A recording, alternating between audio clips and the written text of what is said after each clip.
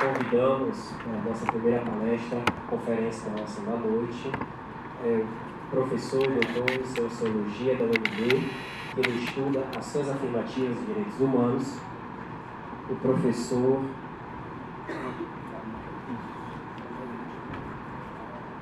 Ivair Augusto Alves dos Santos.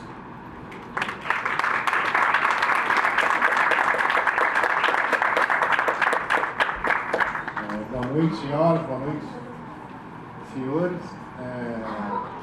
Quero inicialmente cumprimentar o professor Alessandro pelas menções honrosas que ele fez, aos professores Augusto, professora Valéria, professora Ana, professora Flávia e a professora Flávia Alessandra, e os professores que estão dando essa oportunidade de eu poder conversar com os senhores e com as senhoras hoje.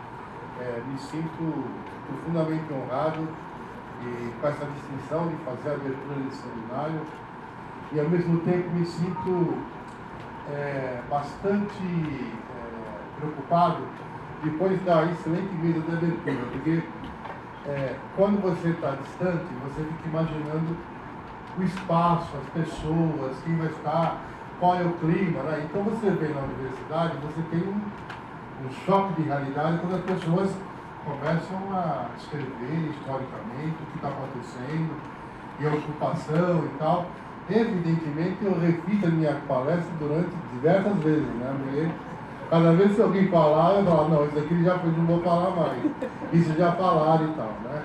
E também eu estou aqui com a presença do meu companheiro e tal, colega de muitas lutas, né? Que é o Frei Davi, que a gente está sempre na luta, está sempre conversando e falando, né? Eu vou começar uma coisa com os senhores, com as senhoras, é o seguinte: durante muito tempo nós fizemos um pacto de silêncio na UNB de não falar tudo que estava ocorrendo, que era uma razão simples.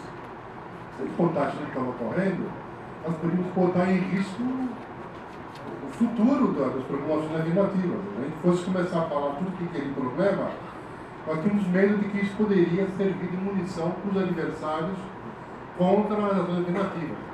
Então a gente falou muito pouco sobre como era o dia a dia de fazer a ação afirmativa. A gente nunca entrou em detalhes, assim, de olha, o que aconteceu lá foi isso. E também, eu quero falar para os senhores um pouco, eu vou aproveitar hoje para poder contar um pouco isso. Eu me sinto à vontade de falar isso depois do que eu vi aqui. Antes talvez eu não falasse o que eu vou falar aqui em termos disso. Vou também fazer uma descrição sobre o que está acontecendo com a ação afirmativa hoje. O que é que vocês estão incomodados trabalhando hoje, né? Hoje a gente trabalha muito em cima da lei 12.1990, que é as cotas no serviço público. Então, isso que está mexendo hoje na esplanada e tal. Mas antes disso eu vou contar um pouco da história de como é que nós chegamos nesse processo. E aí, gente, vão me desculpar, porque eu vou falar, às vezes eu vou usar muito meu pronome eu e tal, simplesmente porque eu testemunhei algumas situações. Então, eu vou contar um pouco aquilo que eu vi, aquilo que eu vivenciei e tal, nesses últimos 40 anos de militância em relação exclusivamente à ação afirmativa. Como é que ele estava, quais eram os problemas e tal. Então, às vezes, peço desculpa dos senhores de usar o pronome eu e tal, né? Mas eu vou iniciar a minha fala com esse slide agora, por favor. Vocês conseguem ver essa figura aí? Não? Daí? Sabe quem é ele? Ele é o nosso, vamos dizer assim, quando eu cheguei na militância no estado de São Paulo, eu sou paulista, paulistano, nasci em São Paulo. Quando eu cheguei na militância, já tinha gente muito mais velha do que eu na militância. Esse era um dos nossos grandes mais velhos, que a gente respeitava muito, porque ele foi um dos primeiros fundadores da imprensa negra em São Paulo. Ele iniciou a imprensa de maneira, ele era autodidata, ele aprendeu a ler e a escrever praticamente sozinho, né? E ele foi um dos fundadores do jornal Alvorada, o jornal Arindo Alvorada. Foi um dos primeiros jornais que era em São Paulo com a militância política e tal, né? Então eu sempre inicio prestando essa homenagem ao José Correia Leite. Há um livro em que ele conta a experiência dele, que eu recomendo que vocês leiam, que é E Disse o Velho Militante, José Correia Leite. Ele,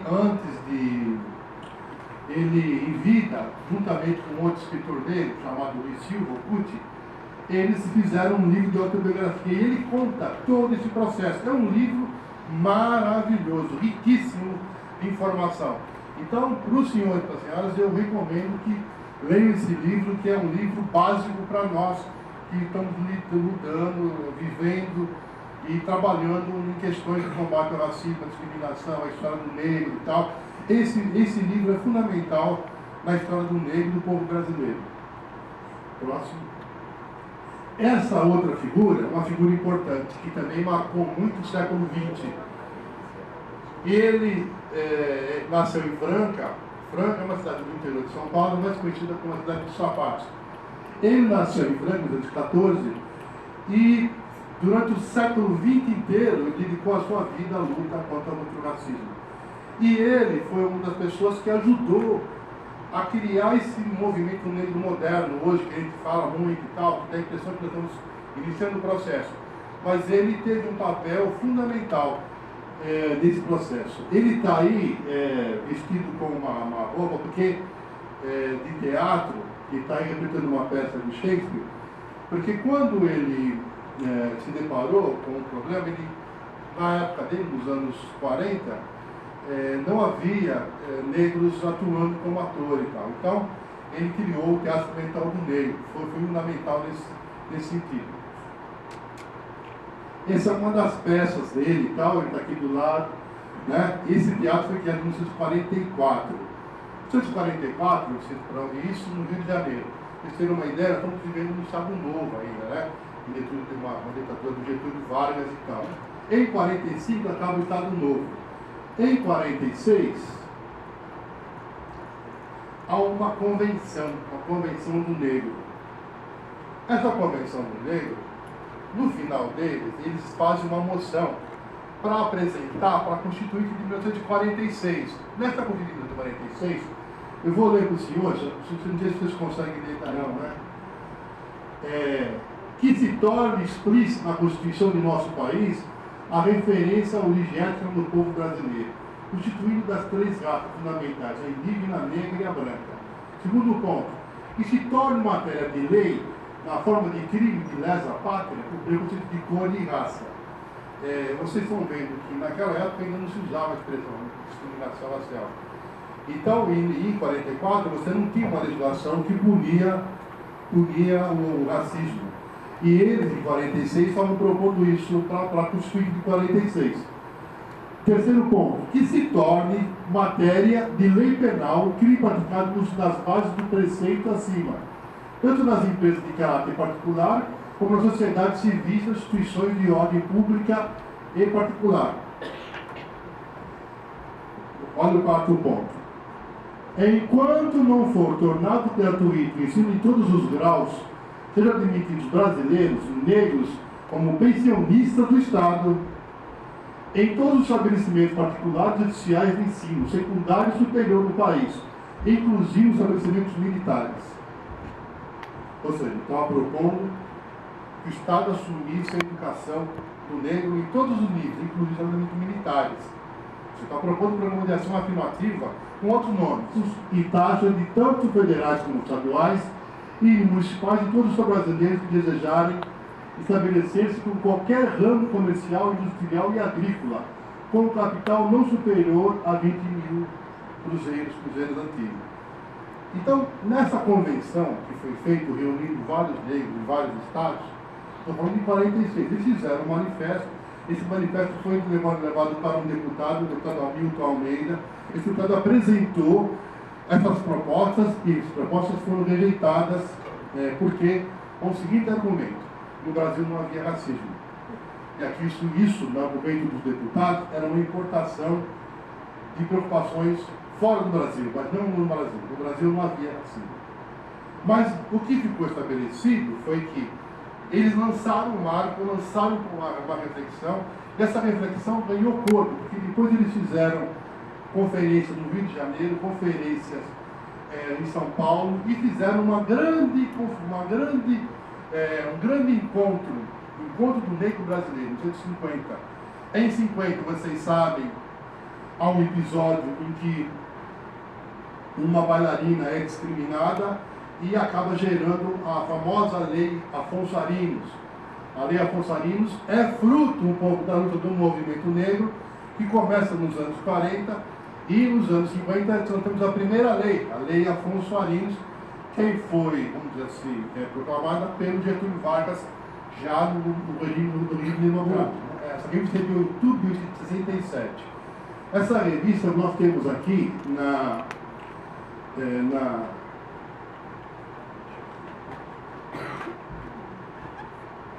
nós temos aqui esse senhor aqui. Esse senhor chama-se Odacílio de Matos. Ele era jornalista do jornal Diário Popular em São Paulo.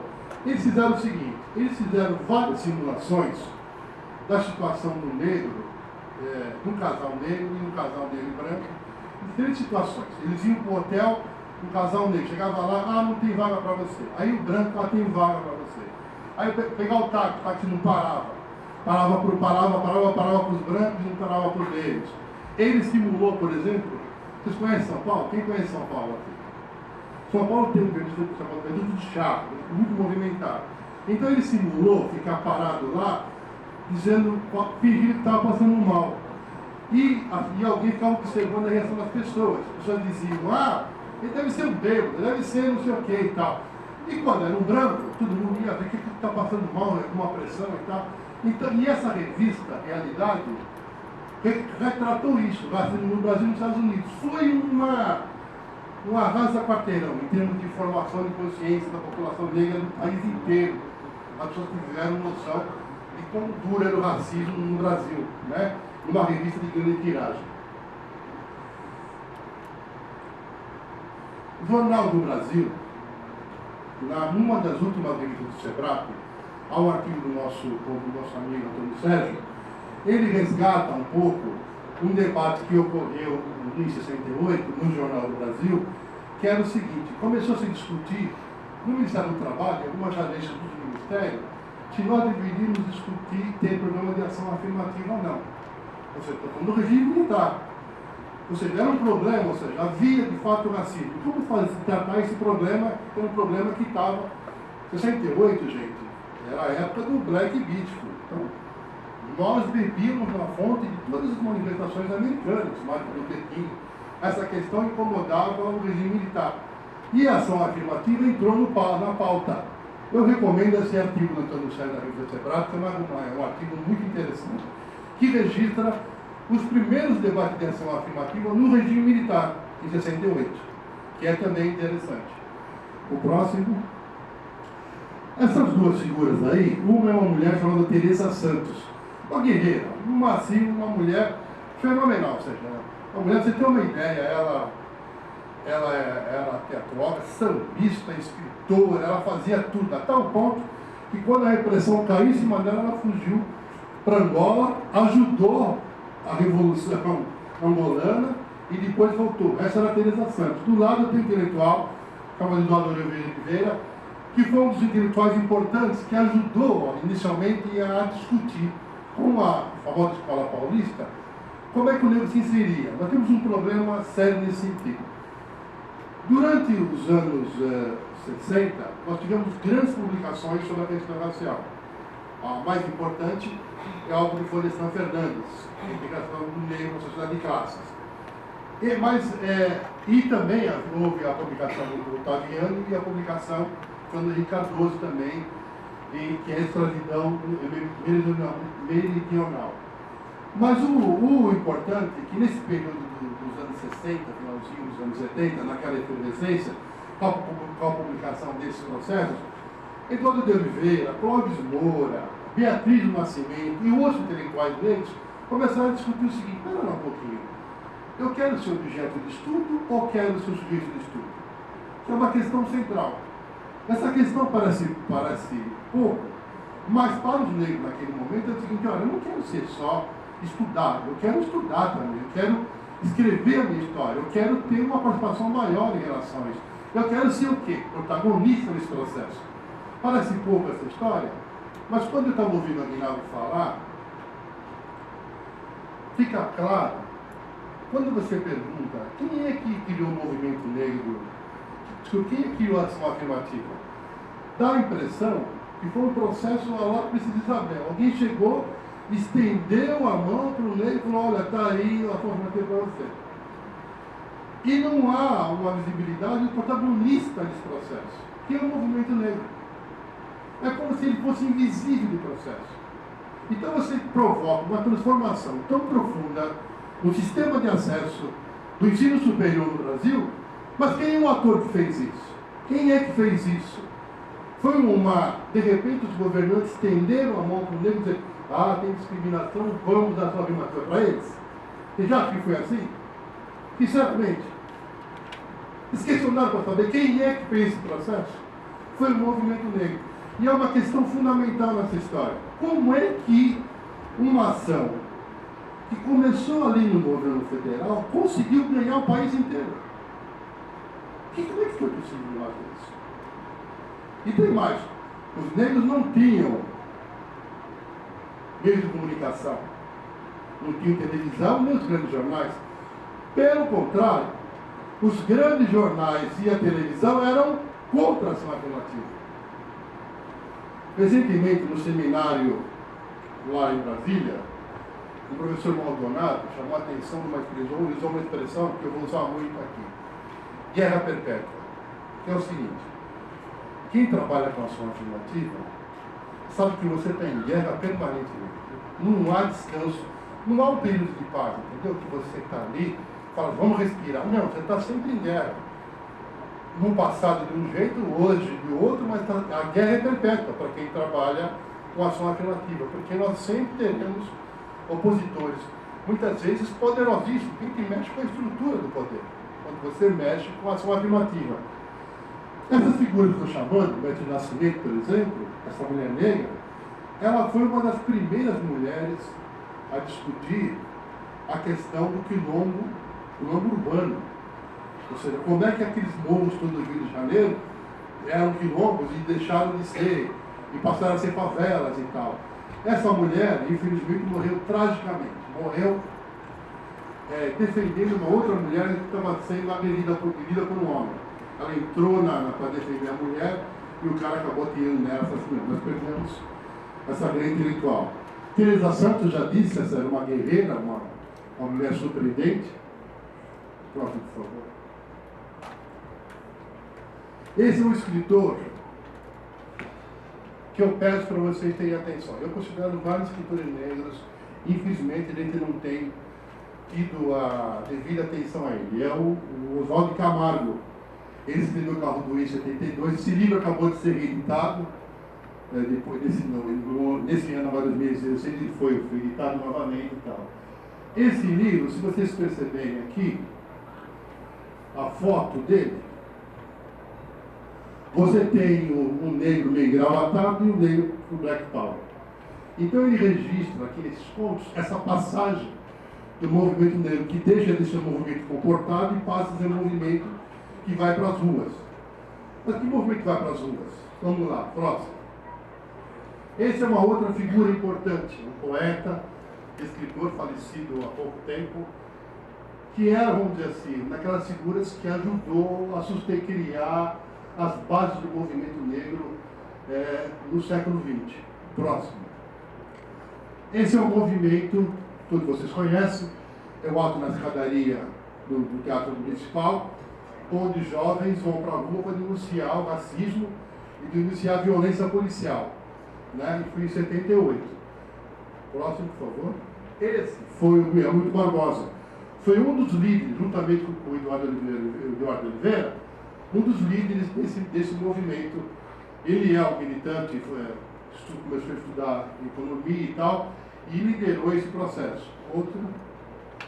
Esse também é um jovem que faleceu muito cedo, Hamilton Cardoso, também foi uma das lideranças importantes desse processo da construção do ato nas escadarias do Teatro Municipal.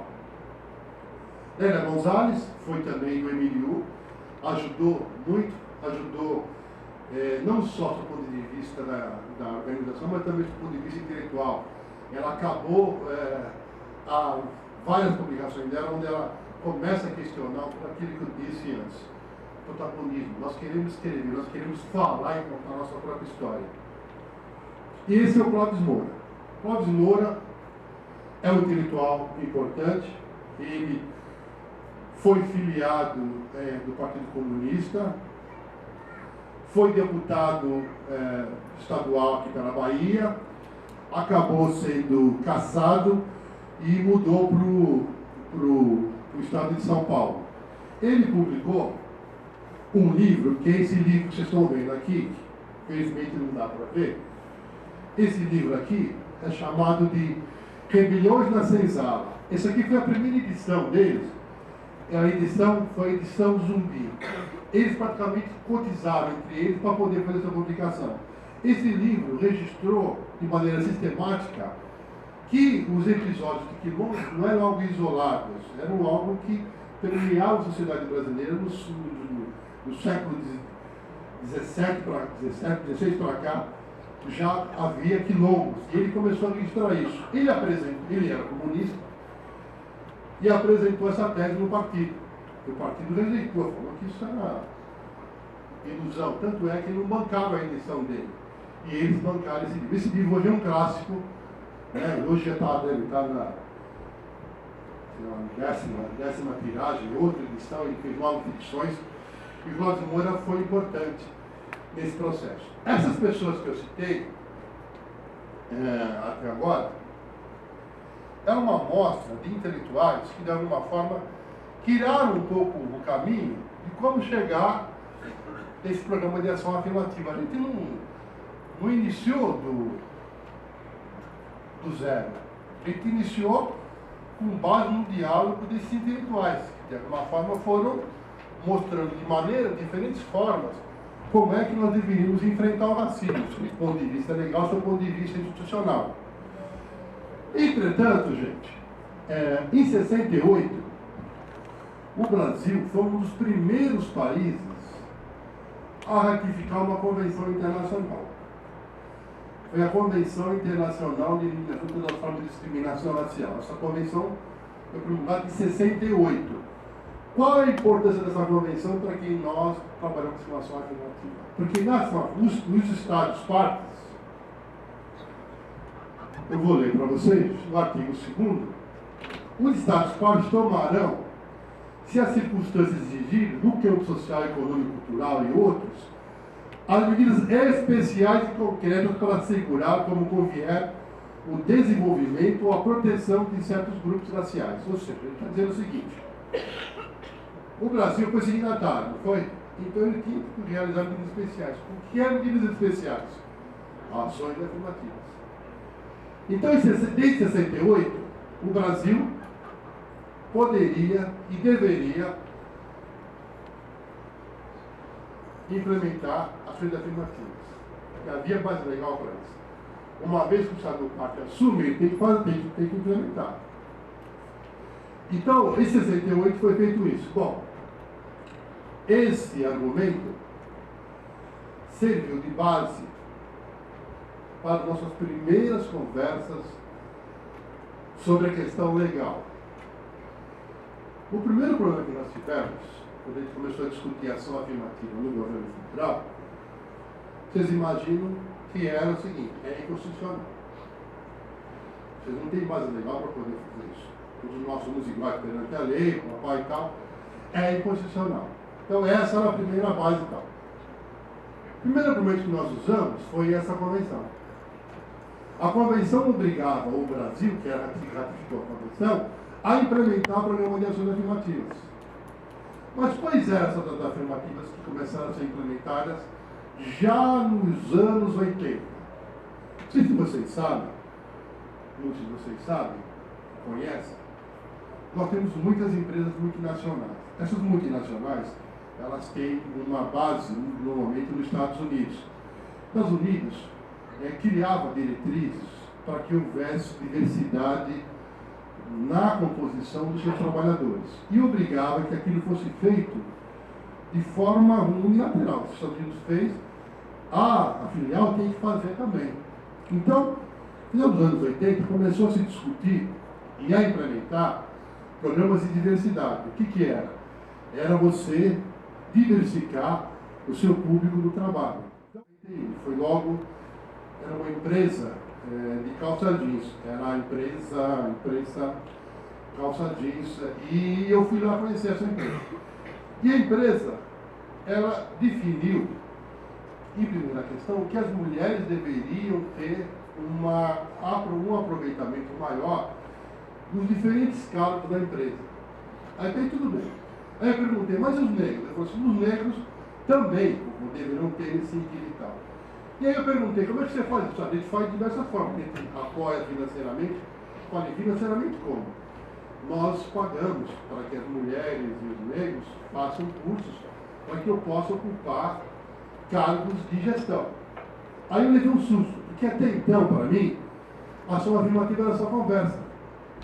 Era só uma palestra, mas não sabia que tinha que ter por dinheiro. Que é uma questão óbvia. Se você vai fazer um programa, eu tenho que ter recursos para poder fazer. Tudo aquilo envolve dinheiro. E aí eu perguntei para ele, escuta, quanto você já gastou aqui no seu programa, aqui na sua empresa de calças jeans? Ele disse, eu gastei $1 milhão. Aí eu falei, não, eu sou mais aumentou. Porque até então, para mim, a ação afirmativa, o que era? É chegar aqui e conversar com os senhores e tal, que vocês vão adotar uma organização afirmativa aqui na UESC. E ponto, acabou. Mas isso tem implicações outras, como disse o Aguinaldo. Alguma delas é a permanência. Como é que você vai garantir o acesso se você não tem recursos para garantir que a pessoa fique? A primeira conversa que eu tive com a reitora Ivete Sacramento, quando a UNEB assumiu a universidade, eu trabalhava no governo federal, na Secretaria de Direitos Humanos, e estou acompanhando o país para ver como é que tem a avaliação afirmativa. E lá no UNEB aconteceu. E aí eu liguei para ela, falei, olha, aqui é o governo federal, o papai e tal, quero saber como é que podemos apoiá-la. Aí ela falou, olha, meu problema aqui é o passe de ônibus. Porque nossos alunos, como é que os alunos vão chegar aqui na universidade? E o outro problema é que começou a entrar muita ação contra a ação afirmativa. Eu falei, quanto a isso, ação, eu tenho uma resposta já objetiva, concreta. Nós fizemos uma aliança nesse processo, aí vamos começar os detalhes desse processo. Fizemos uma aliança com o ministro do Supremo Tribunal, que por acaso estava ocupando a presidência. Quem que era? Nelson Jobim. Eu falei, Nelson Jobim, meu nosso sobrinho. Só tem um jeito de segurar essa onda das ações. Você tem que receber os procuradores das universidades e dar uma injeção de dinheiro nessa gente. Então a gente promovia uma reunião. Então você imagina, pegava um procurador de uma universidade, que foi o NEB do Rio de Janeiro, levava para onde? Para Brasília, para negociar com quem? com o Supremo. Fala, olha, ouve o que o Supremo está dizendo. E aí, você é recebido por presidente do Supremo, para o cara te dar uma injeção de ânimo, dizer, você pode fazer isso, é constitucional? Não é qualquer coisa. A gente começou a fazer o trabalho à cabeça dos juízes do Supremo Tribunal, dizendo o seguinte, ou seja, isso era fundamental, porque uma hora vai chegar aqui esse processo. Como chegou a ação de ADA, a ação de descontinuidade de preceitos fundamentais, a DPF 186 no Congresso, no STF. Chegou no STF e nós ali, ou seja, nós tínhamos que convencer os 11 ministros e tal para votar na gente. Esse foi o processo que a gente teve e tal. E como é que foi na UNB, a partir daí, nesse processo? Quais foram os programas de ação afirmativa que antecederam o programa da UNB? O primeiro programa de ação afirmativa que nasceu no governo federal foi o programa Alvorada. A gente começou a inverter o processo. A gente resolveu dar um apoio para jovens negros em situação de risco. Então a gente, ao invés de falar de vamos apoiar o jovem, a gente fala, não queremos apoiar o jovem negro. E fazer a discussão no serviço social, que nós tínhamos que inverter a coisa e apoiar jovem negro. E ali foi o primeiro laboratório. O primeiro laboratório é o seguinte, por que discutir para negros e não discutir a política universal? Porque todo mundo que trabalha no governo federal estava habituado a trabalhar como trabalhar para todos. Então é o seguinte, eu trabalho para pobre, eu vou atingir o negro e tal. Não queremos inverter o processo. E na discussão a gente começou a perceber que as pessoas começaram a levantar vários problemas. Isso é discriminação ao contrário. Como é que eu vou saber quem é negro? Tudo isso era um laboratório, para saber como é que quando a coisa ia pegar, mesmo com quem tem que conversar, e quais seriam os argumentos. A primeira coisa que a gente descobre é que esses argumentos são continuamente repetidos.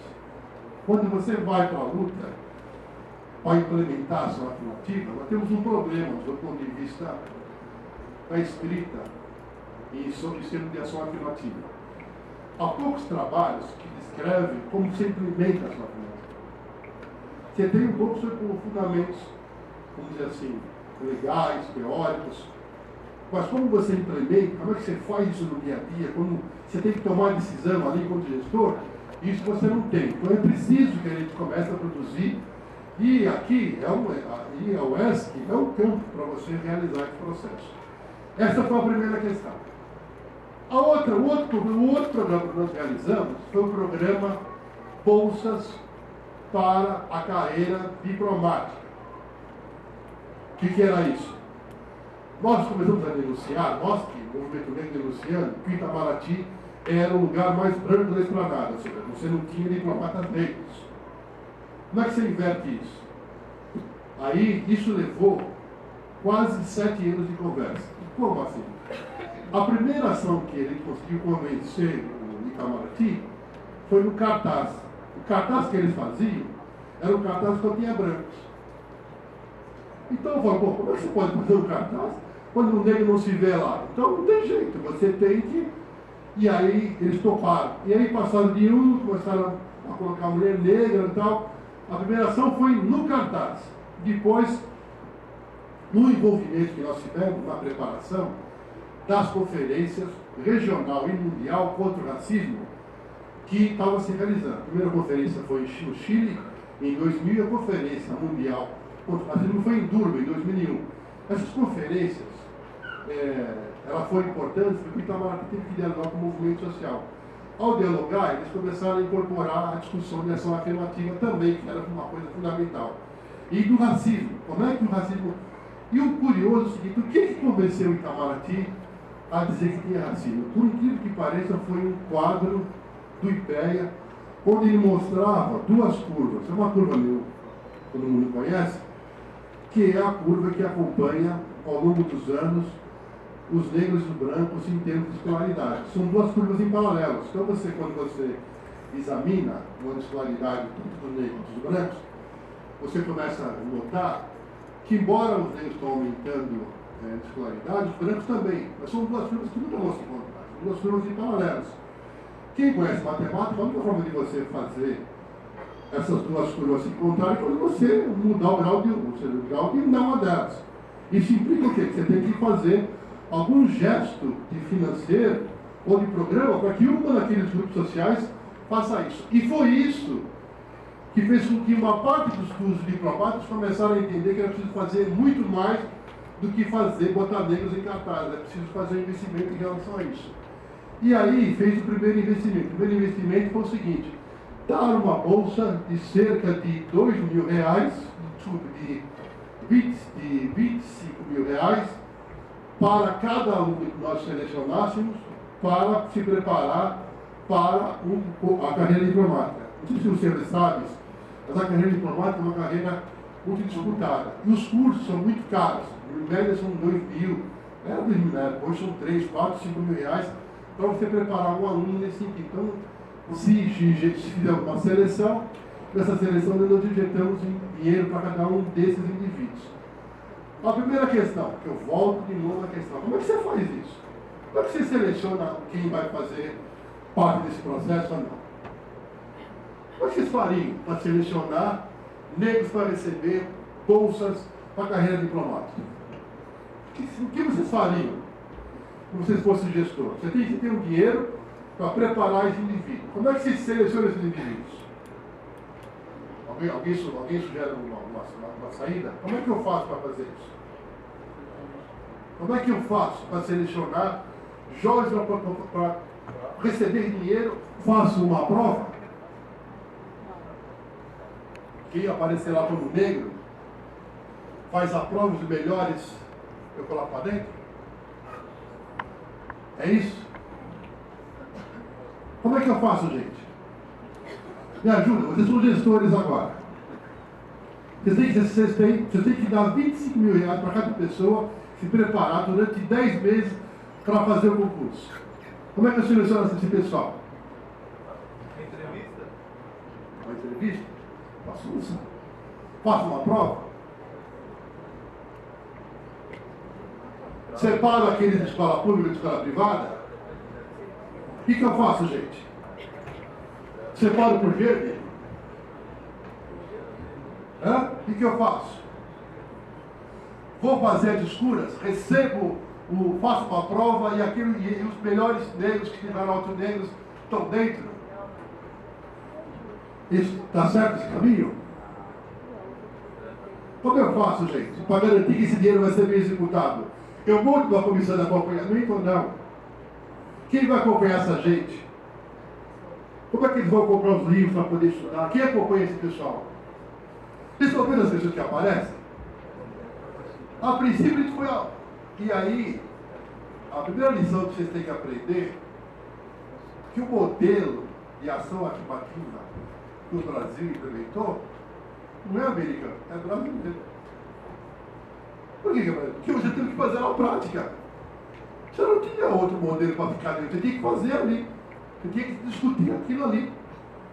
E aí vamos botar entrevista. Como é que faz a entrevista? Eu só ponho diplomatas da entrevista? Só branco para entrevistar negro? É isso que eu faço, colega? Então eu só vou botar na comissão só branco diplomatas, só embaixador, secretário e tal. Dá certo isso? Não tem problema. Problema número 1, vou fazer entrevista. Com quem? Põe o negro ou não põe o negro? Vocês poriam o negro na entrevista? Ou tem dúvida se poriam o negro ou não? Você colocaria? Por quê?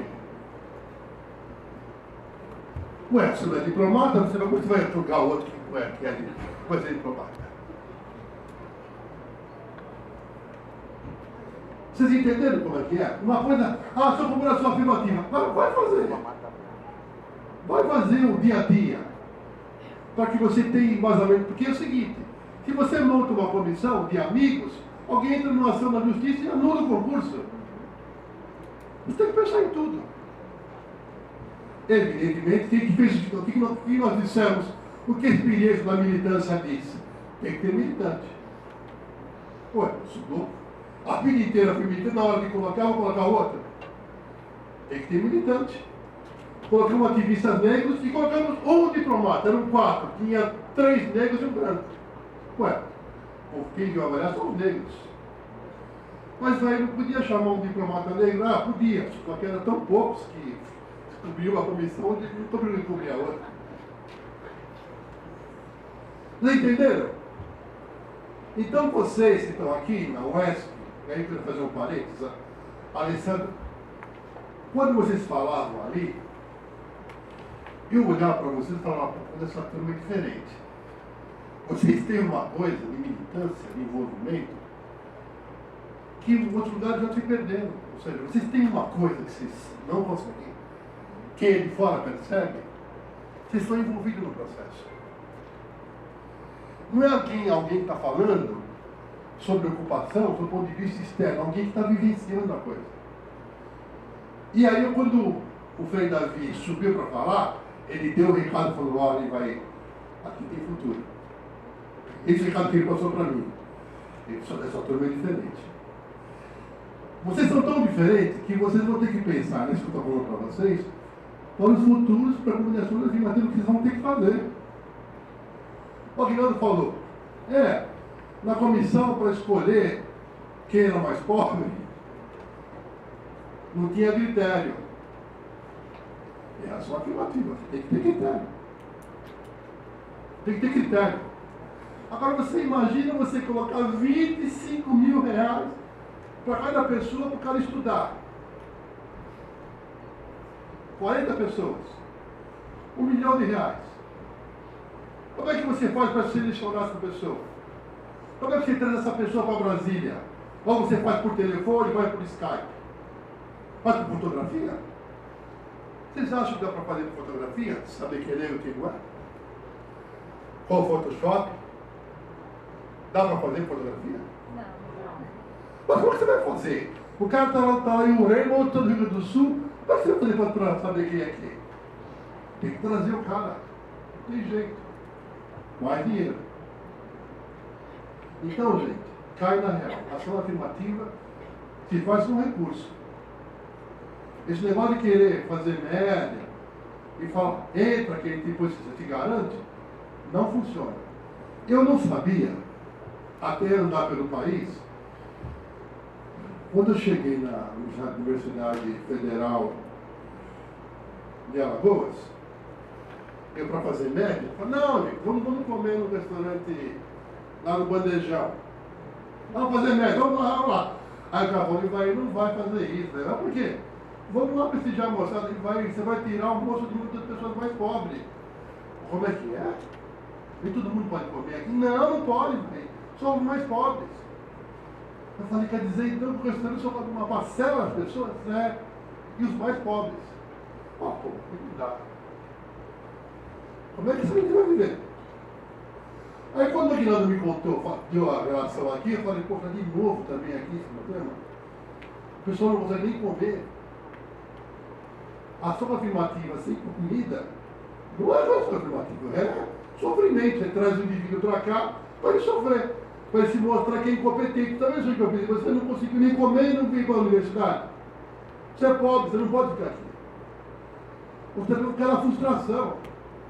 Então, não imaginar, gente, que a ação afirmativa tem que ter casado com recursos, foi uma lição que eu aprendi a dúvida, porque eu sou de militância, do cara que vai ali, faz vaquinha para aquilo. Aí o cara falou, peraí, vai, então o que você vai fazer para trazer esse programa? Então, como eu me detive no programa do Itamaraty, para vocês entenderem o seguinte, a ação afirmativa se faz com recursos, gente, com investimento. E tem mais, gente. Olha, eu vi a transformação. Eu vi uma menina de Campinas que a gente selecionou como candidata. E ela recebeu dinheiro e tal, e conseguiu. Gente, a transformação das pessoas, quando elas conseguem se inserir no processo, é física. É impressionante como as pessoas... Alguém que não era nada e passou a ser diplomata, a mudança é uma... Mas só pode ser feito isso ou investimento. Bom, na ONB, a primeira coisa que nós fizemos foi o seguinte: nós tínhamos que vencer um problema, que era o problema seguinte. Havia uma onda de que você prestar por cotas, você se diminuía. Então, eu cansei de ver, gente, a mãe pegando o filho no braço, pegar o filho no braço assim e falar assim, você vai entrar para fazer a entrevista. A mãe, eu não quero, porque eu não sou... Você vai entrar. E o menino entrar. A mãe tinha que forçar o indivíduo a entrar, porque a mãe dizia, não tem que ficar discutindo se é cota, não, para isso é uma oportunidade. E o jovem negro tinha dificuldade, eu vou entrar por cota. Isso era um problema. Por outro lado, eu comecei a me deparar com a fraude. A fraude para mim era uma coisa, não é possível que o cara vão se apresentar como negro, né? Gente, se eu contar para vocês as coisas que eu vi na banca, que eu participei, do Itamaraty, da UNB, da Fundação Ford, da Fundação Carlos Chá, os brancos que se apresentam como negros, vocês não acreditam. Eu vi de tudo que vocês possam imaginar. Eu vi gente que foi de peruca, de gente que se bronzeou, mas que se bronzeou o pé. Eu vi gente que levou, teve uma pessoa, Alexandre, que o cara levou uma fotografia, o cara branco, levou a fotografia de uma santa. Não, ele levou a fotografia da mulher.